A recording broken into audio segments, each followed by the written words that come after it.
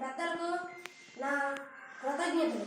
నా పేరు నంబార్ హర్షవర్ధన్, 7వ తరగతి, ఎంపీయూపీ స్కూల్, నాగయ్యపేట. పరాయి దేశం నుండి వచ్చి ప్రజలను వంచి అరాచకంగా, అన్యాయంగా, అక్రమంగా పరిపాలించిన తెల్లదొరలను వల్లభాయ్ పటేల్, నేతాజీ సుభాష్ చంద్రబోస్, భగత్ సింగ్ వంటి స్వాతంత్ర సమరయోధులు ఉక్కి పిడికలు బిగించి బ్రిటిష్ వారిని తుక్కి చేసి నక్కి దాక్కనట్లు చేసి వారి దేశాన్ని తరిమికొట్టి స్వాతంత్రం సంపాదించిన పిదప దేశాన్ని సరైన దిశలో నడిపించాలనే ఉద్దేశంతో 1946 డిసెంబర్ 9న రాజ్యాంగ సభను ఏర్పాటు చేసి 1949 నవంబర్ 26న ఆమోదించి 1950 జనవరి 26 నుండి అమలు జరిపారు. ఈ క్రమంలో భాగంగా భారత రాజ్యాంగం 1950 జనవరి 26న భారతదేశం సర్వసత్తాక, సామ్యవాద, ప్రజాస్వామ్య, గణతంత్ర, లౌకిక రాజ్యంగా అవతరించింది.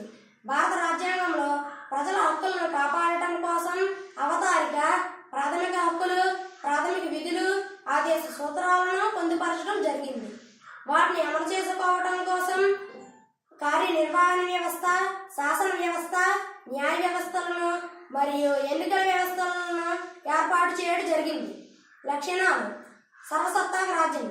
అంతరంగిక, బాహ్య విషయాలలో ఇతరుల జోక్యం లేకుండా స్వతంత్ర నిర్ణయాలు తీసుకునే రాజ్యాన్నే సర్వసత్తాక రాజ్యం అంటారు. సామ్యవాద రాజ్యం.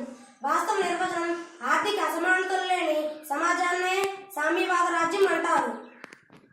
అయితే భారత రాజ్యాంగ ప్రవేశిక ప్రకారం ప్రజా సంక్షేమం కోసం ప్రభుత్వమే ఉత్పత్తులు చేపట్టడం అని అర్థం. ప్రజాస్వామ్యం. ప్రజల చేత, ప్రజల కొరకు, ప్రజల యొక్క ప్రభుత్వమే ప్రజాస్వామ్యం అంటారు. ప్రజాస్వామ్యంలో ప్రజలే పాలితులు, ప్రజలే పాలితులు. గణతంత్రం. అధికారం ప్రజల చేతిలో కానీ, ఎన్నుకోబడిన దేశాధినేత చేతిలో కానీ ఉండటమే గణతంత్రం అంటారు. లౌకిక రాజ్యం. మత ప్రమేయం లేని రాజ్యాన్నే లౌకిక రాజ్యం అంటారు. అంటే ప్రభుత్వానికి రాజ్యమతం అంటూ ఉండదు. భారత రాజ్యాంగం ముఖ్య లక్షణాలు. భారత రాజ్యాంగం ప్రతి విషయాన్ని సవివరంగా తెలపడంతో మన రాజ్యాంగం అతిపెద్ద లిఖిత రాజ్యాంగంగా ఉంది. దృఢ లక్షణాలు కలిగిన రాజ్యాంగం. దృఢ రాజ్యాంగం. సాధారణ చట్టాలను సవరించినట్లుగా రాజ్యాంగాన్ని సవరించడం సాధ్యం కాని లక్షణాన్నే దృఢ రాజ్యాంగం అంటారు. అదృఢ రాజ్యాంగం. రాజ్యంలోని అంశాలను అతి సులభంగా మార్చే వీలు కలిగి ఉండేదాన్నే అదృఢ రాజ్యాంగం అంటారు.